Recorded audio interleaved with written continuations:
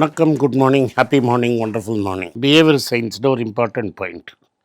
இதை நான் வச்சு உங்களுக்கு ஸ்டாக் மார்க்கெட்லேன்னு எக்ஸ்பிளைன் பண்ணாலும் உங்களுக்கு இது ஆக்சுவலாக லைஃப்பில் பல விஷயங்களில் இது ரொம்ப இம்பார்ட்டண்ட்.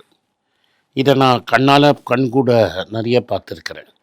இதை எனக்கு கொண்டு வரத்துக்கு லைஃப்பில் இம்ப்ளிமெண்ட் பண்ணுறதுக்கு நானே ரொம்ப கஷ்டப்பட்டிருக்கேன். இது வெரி பவர்ஃபுல் டூல். இதை ஃபஸ்ட்டு பப்ளிக்கு காமிச்சது பீட்டர் லிஞ்சுங்கிறவர். அவரோட புஸ்தகத்தில் 80s and 90s இதை பற்றி எழுதியிருந்தார். உங்கள்கிட்ட ஒரு 50 ஸ்டாக் இருக்குது, ஏதாவது ஒரு ஸ்டாக்கை நீங்கள் விற்கணும்னு நினச்சிங்கன்னா என்ன பண்ணணும்னா, எந்த ஸ்டாக்கு நல்லா பண்ணலையோ, எந்த ஸ்டாக்கு லாஸ்ட்டில் போயிட்டுருக்கோ அந்த ஸ்டாக்கை விற்கணும், எந்த ஸ்டாக்கு ப்ராஃபிட்டில் இருக்குதோ அதை வச்சுக்கணும், அப்படி தான் சொல்லுவார். ஆனால் நீங்கள் இன்றைக்கி மார்க்கெட்டை பற்றி எங்கே போய் பார்த்தாலும் எல்லோரும் என்ன சொல்லுவாங்கன்னா, லாஸை கவர் பண்ணுறதுக்கு ப்ராஃபிட் இருக்கிற பொசிஷனை விற்பாங்க. என்ன ஒரு ஆசைனா, லாஸை புக் பண்ணுறதுங்கிறது ரொம்ப கஷ்டம். ஒரு லூசிங் டீலை க்ளோஸ் பண்ணுறதுங்கிறது கஷ்டம். ஒரு வின்னிங் டீலை வச்சுக்கிறதுங்கிறது ரொம்ப டிஃபிகல்ட். சுஜய் தத் அப்படின்னு ஒருத்தர் நினைக்கிறேன், அவர் பேர். பெரிய இன்வெஸ்டர், ரெகுலராக டிவியில் வருவார், வயசானவர்.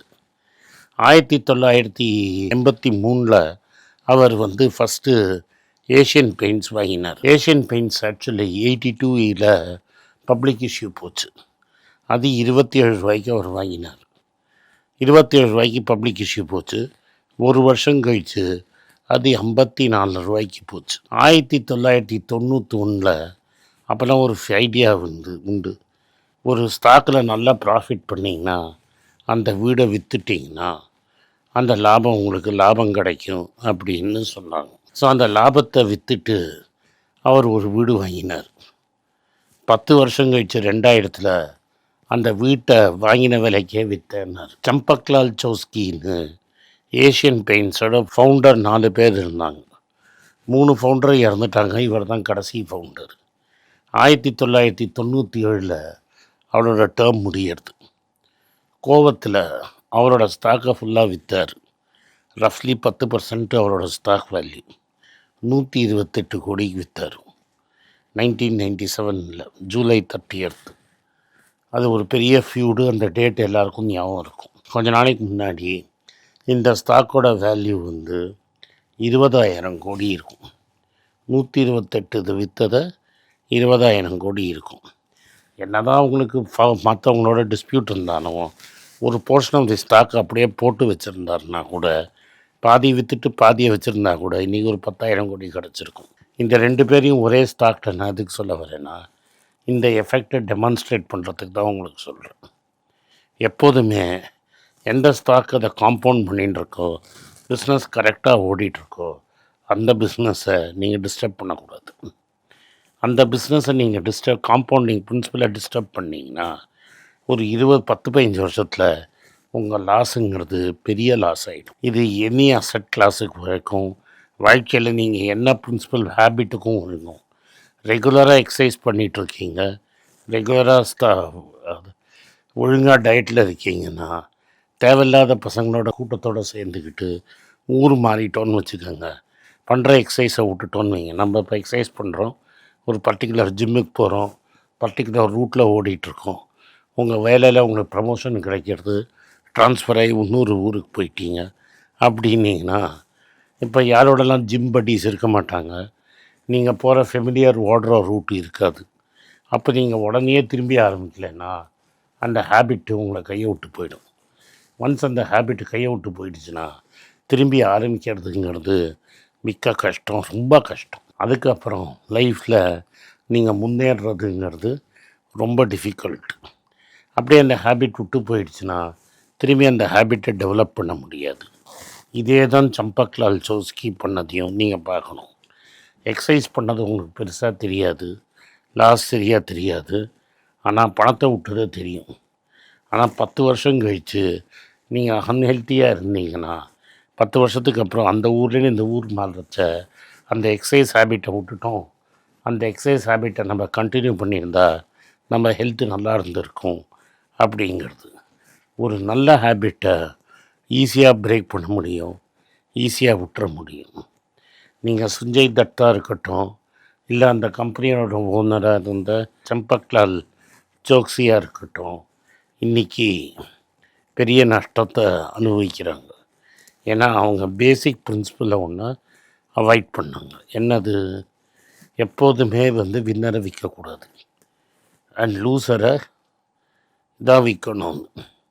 இதுக்கு பேசிக் சைக்கலாஜிக்கல் பாயிண்ட் என்னென்னா, லூசரை நீங்கள் ஒரு லாஸை க்ளோஸ் பண்ணுறதுங்கிறது ரொம்ப கஷ்டம். ஒரு லாஸை க்ளோஸ் பண்ண வேண்டியது ரொம்ப கஷ்டம். ஒரு லாஸை நான் க்ளோஸ் பண்ணணுன்னு வைங்க, then I am booking and taking it physically. அந்த லாஸுங்கிறது ப்ராஃபிட்டில் நான் அதோட டபுள் மடங்கு ப்ராஃபிட் சம்பாதிச்சாதான் என்னோடய பெயின் அடங்கும். அந்த pain is so enormous to book a loss. நம்ம அந்த லாஸை புக் பண்ணாமல் ப்ராஃபிட்டை க்ளோஸ் பண்ணிட்டு போயிடுவோம்.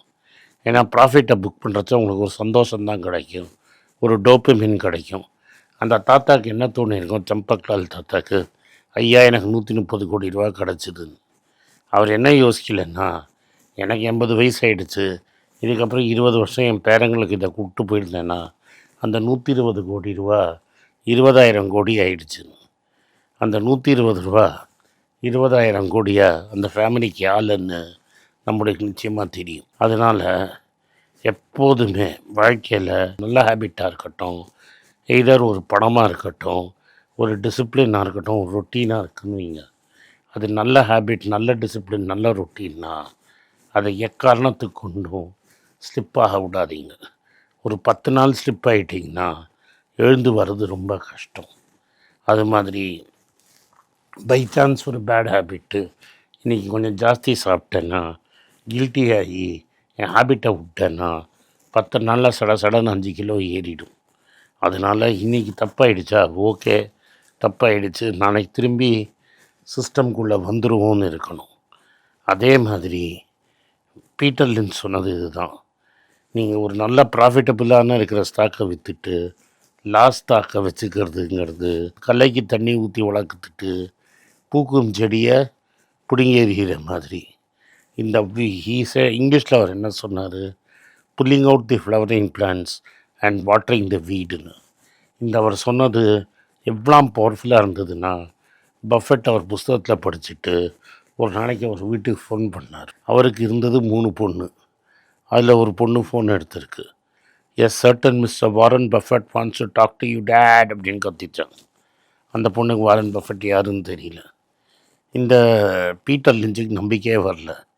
நம்மளை தேடி ஏன்டா இந்த பஃபெட்டு ஃபோன் பண்ணுறான் அப்படின்னு நினச்சிக்கிட்டு உள்ளே ஃபோன் எடுத்து ப்ராங்க் காலாக இருக்கும்னு நினச்சி எடுத்தா ஃபெமிலியர் வாய்ஸில் வாரன் அங்கேருந்து கூப்பிட்டாரான். நீ எப்படி இருக்க எல்லாம் கேட்டு, உன் புஸ்தகத்தில் ஒரு லைன் இருக்குது, இது மாதிரி water the that is if you sell your winning stocks and hold on to your losing ones, it's like pulling out the flowering plants and watering the weeds.